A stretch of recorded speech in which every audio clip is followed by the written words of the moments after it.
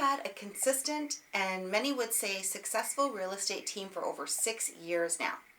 But there are still things that I would have done differently if I could do it all over again. The issue is that most team leads aren't given the playbook for how to run a successful business when they set out to start a real estate team. And the result is endless time wasted on low producing agents and money wasted on leads that aren't being converted. I'm Patricia Kiteke with the Kiteke Lifestyle Real Estate Group, and here are 5 things that I would do differently if I were to start my real estate team all over again today.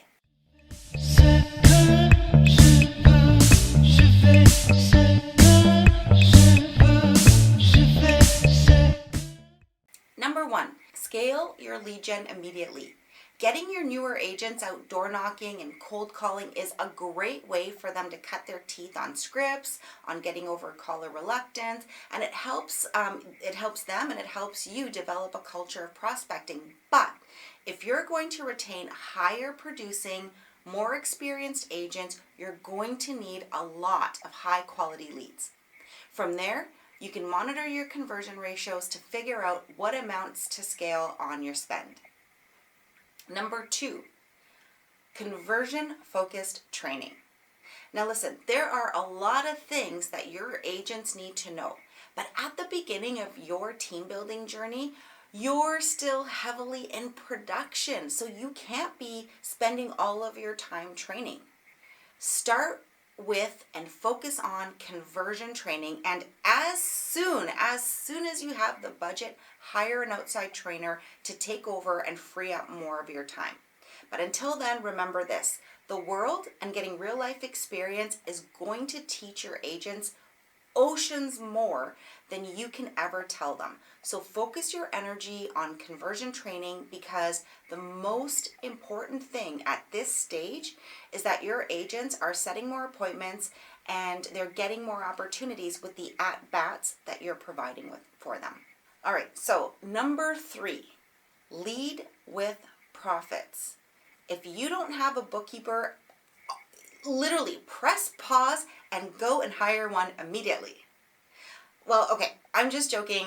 Honestly, I want you to keep watching till the end, but when this video is over, hire a bookkeeper immediately. All kidding aside, it's so important and very important that you have a strong grasp on what's making money and what isn't. Because there's going to be times when you're tempted to throw good money after bad. Maybe something you thought would pay off isn't. Bus bench ads is a good example. Billboards, those can tend to be hit or miss. And your agents are going to ask you to back ideas that they haven't tested or aren't necessarily proven to pay off, simply because they've seen other agents wasting their money in that way. And I know firsthand that this is a tough spot to be in, but stick to the line items that are proven to be profitable even when you're getting outside pressures. This is probably one of the most important things to remember. Number 4, shop brokerages to find the best fit.